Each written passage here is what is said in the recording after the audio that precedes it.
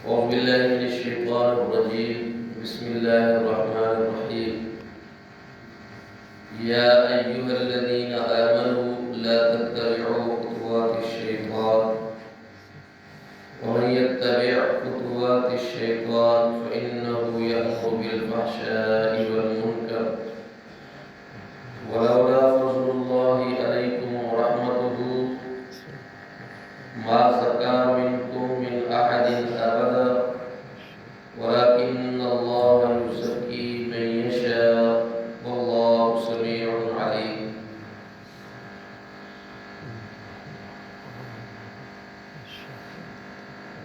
سورہ نور کی آیت نمبر 20 سے 23 تک آج ہم نے اس کا ترجمہ کرنا ہے اور تفسیر بیان کرنے کی کوشش کرنی ہے.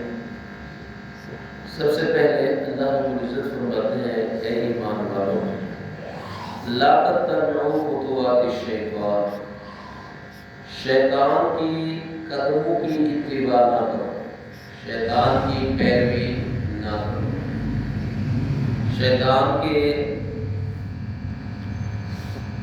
کہا نہ مانو. لا تتبعوا خطوات الشیطان، کیوں؟ وَمَن يَتَّبِعْ خُطُوَاتِ الشَّيْطَانِ، جو بھی شیطان کی اتباع کرے گا، اس کے قدموں کے پیچھے چلے گا، فَإِنَّهُ يَأْمُرُ بِالْفَحْشَاءِ وَالْمُنكَرِ، کیونکہ شیطان ہمیشہ فحاشی کا حکم دیتا ہے اور بے حیائی کا حکم دیتا ہے، اور انسان کا جو اصلی دشمن ہے وہ شیطان ہے. اور اسی کے متعلق اللہ رب العزت نے قرآن کریم کے اندر بارہا مرتبہ فرمایا ان الشیطان لکم عدو فاتخذوه عدوا، کہ شیطان تمہارا دشمن ہے، تم اس کا اپنا دشمن ہی سمجھو. تو شیطان وہ ہمیشہ اللہ اور اس کے رسول کے فرامین کے خلاف آپ کو اکسائے گا، برگلائے گا، پھسلائے گا، بہکائے گا، کیونکہ اس کا کام ہے فحاشی کا حکم دینا اور برائی کو خوشنما بنا کر اس کا حکم دینا. تو اسی کے متعلق اللہ رب العزت نے پہلے فرما دیا ہے لا تتبعوا خطوات الشیطان، اس کے پیچھے نہیں لگنا. اور ساتھ ہی اللہ رب العزت فرماتے ہیں ولولا فضل اللہ علیکم ورحمتہ، اگر اللہ کا فضل اور اس کی رحمت تم پر نہ ہوتی ما زکا منکم من احد ابدا، تم میں سے کوئی کبھی بھی اپنے آپ کو پاک نہ رکھ سکتا، گناہوں سے پاک نہ رکھ سکتا. یہ اللہ کا فضل اور اس کی رحمت ہے کہ اس نے تمہیں گناہوں سے بچاتا ہے، تمہیں گناہوں سے پاک کرتا ہے. ولیکن اللہ یزکی من یشاء، لیکن اللہ رب العزت کو پاک کرتے ہیں، تزکیہ کرتے ہیں جس کا چاہتے ہیں. واللہ سمیع علیم، اور اللہ رب العزت سننے والے اور جاننے والے ہیں. در حقیقت یہ آیات طیبہ یہ شیطان سے دور اور اس کو اپنا دشمن سمجھنے کی یہ ہمیں تنبیہ کر رہی ہے، جو کہ ہمارا اصلی دشمن ہے، جو چھپا ہوا دشمن ہے اور ہمیشہ ہمارے ساتھ ہے. اس کا ہمیں مقابلہ کرنا. اور دوسرا وہ بے حیائی کو، فحاشی کو خوشنما بنا کر پیش کرتا ہے، اور انسان کا جو یہ نفس امارہ ہے یہ اس کی اتباع کرتا ہے. خواہش جو ہے انسان کی وہ اس چیز کو جو شیطان خوشنما بنا کر پیش کرتا ہے قبول کر لیتا ہے اور اسی کے پیچھے لگ جاتا ہے. لیکن یہ اللہ کا خاص فضل اور اس کا کرم ہے کہ اس نے ہمیں گناہوں سے بچایا ہوا ہے. ورنہ ہم میں سے کوئی بندہ ایسا نہیں ہے جو اپنے آپ کو پاک رکھ سکے یا اپنے آپ کو گناہوں سے دور رکھ سکے. یہ اللہ کا فضل ہے، یہ اس کی رحمت ہے، یہ اس کا کرم ہے. وہ اپنے بندوں کو گناہوں سے بچاتا ہے. ولیکن اللہ یزکی من یشاء، انسان کا کوئی دربار نہیں ہے. اگر اللہ نے مجھے اور آپ کو بچایا ہوا ہے کسی گناہ سے تو یہ میرے رب کا خاص فضل اور اس کی رحمت ہے. اللہ کے فضل اور اس کی رحمت سے کوئی بندہ نہ ایک رتی برابر نیکی کر سکتا ہے اور نہ کسی قسم کی برائی سے بچ سکتا ہے. اس طرح کہتے ہیں لا حول ولا قوت الا باللہ، نہ نیکی کرنے کی توفیق بھی دے سکتا ہے اور نہ کوئی برائی سے روک سکتا ہے الا باللہ، مگر میرا اللہ. یہ اللہ کا فضل اور اس کی رحمت ہے. وہ اپنے بندوں کو بچاتا ہے فحاشی سے، بے حیائی سے، برائیوں سے. یہ اللہ کا خاص فضل اور اس کی رحمت اور اس کا کرم ہے. اور اسی طریقے سے اللہ رب العزت فرماتے ہیں وَلَا يَأْتَلِ أُولُو الْفَضْلِ مِنْكُمْ، اور نہ قسمیں اٹھائے تم میں سے جو فضل والے ہیں، وَالسَّعَةِ اور وسعت والے ہیں، جن کو اللہ نے مال و دولت دی ہے، صاحب ثروت اللہ نے بنایا ہے، ان کو اللہ فرماتا ہے وہ قسمیں نہ اٹھائے. اولو الفضل فضل والے، منکم تم میں سے، وسعت اور وسعت والے، ان یؤتوا یہ کہ وہ دیں اولی القربى قرابت داروں کو، والمساکین اور مسکینوں کو، والمہاجرین اور ہجرت کرنے والوں کو، فی سبیل اللہ اللہ کے راستے میں، ولیعفوا چاہیے کہ وہ معاف کر دیں، ولیصفحوا چاہیے کہ وہ درگزر کریں. الا تحبون کیا تم نہیں پسند کرتے ان یغفر اللہ لکم کہ اللہ رب العزت تمہیں معاف کر دے. واللہ غفور رحیم، اور اللہ بخشنے والے بڑے مہربان ہیں. یہ آیت طیبہ در حقیقت سیدنا ابو بکر صدیق رضی اللہ تعالی عنہ کے بارے میں بتا رہے ہیں کہ انہی کے ایک رشتہ دار تھے جو انتہائی قریب تھے.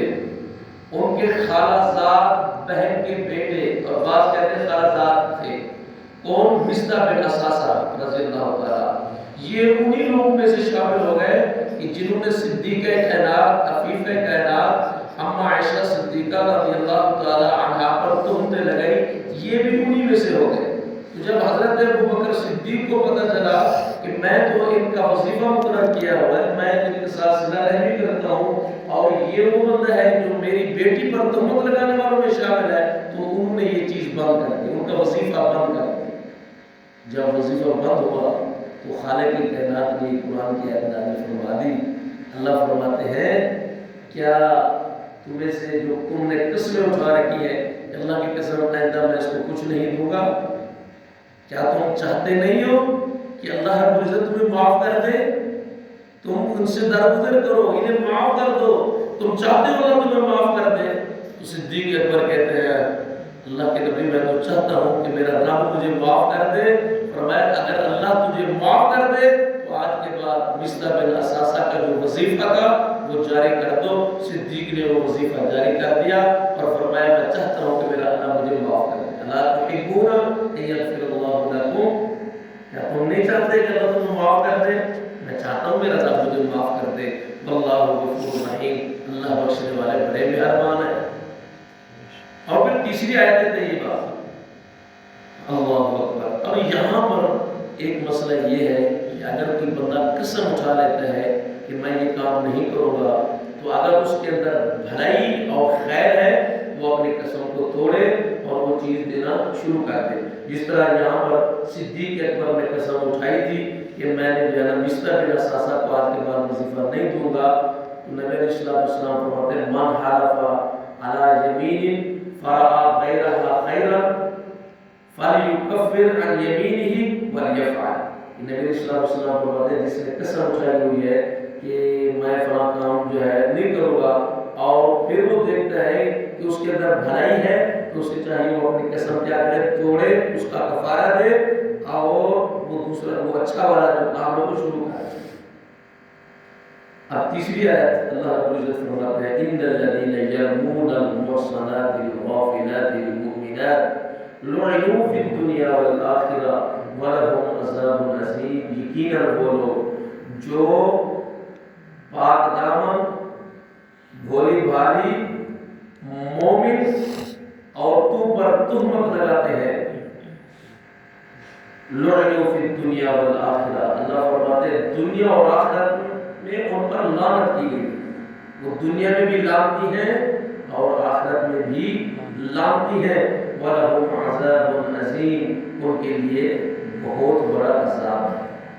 یہ در حقیقت آیات طیبات صدیق کائنات ام عائشہ صدیقہ رضی اللہ تعالی عنہا کے بارے میں نازل ہوئی.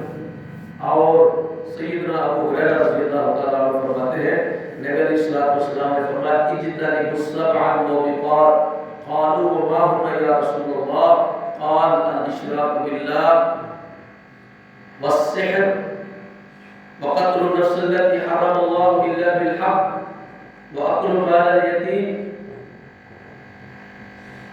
व अक्लु रिबा व क़ज़फ़ल मुहसनातिल गाफ़िलातिल मुमिनात व तवल्ला यौम ज़हफ़। नबी अलैहिस्सलाम फरमाते हैं कि 7 चीजें ऐसी हैं जो इंसान को हलाक कर देती हैं। 7 हलाक कर देने वाली चीजों से अपने आप को बचाओ। सहाबाए किराम अर्ज़ करते हैं अल्लाह के रसूल वो कौन सी चीजें हैं जो इंसान को हलाक कर देती हैं?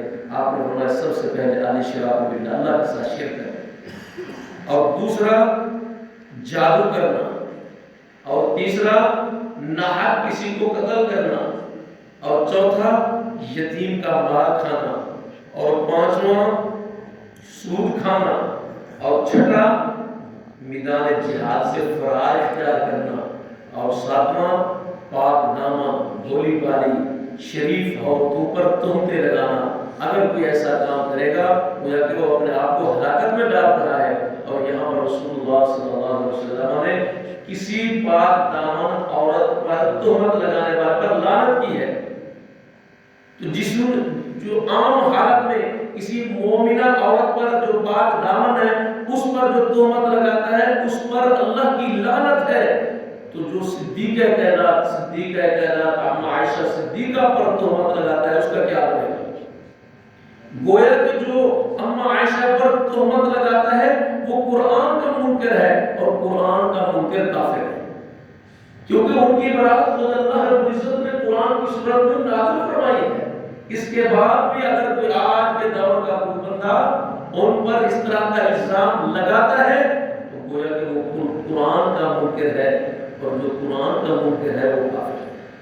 उस पर दुनिया में भी लानते हैं और आखिरत में भी लानते हैं। लुइनु फिद दुनिया वल आखिरह व लहुम अज़ाबुन अज़ीम, और उनके लिए बहुत बड़ा अज़ाब है। अल्लाह से दुआ है अल्लाह रब्बुल इज्जत हम सबको नेक अमल करने की तौफीक अता फरमाए, अल्लाह शिर्क से और बिदअत से महफूज फरमाए, खात्मा ईमान पर खैर में फरमाए।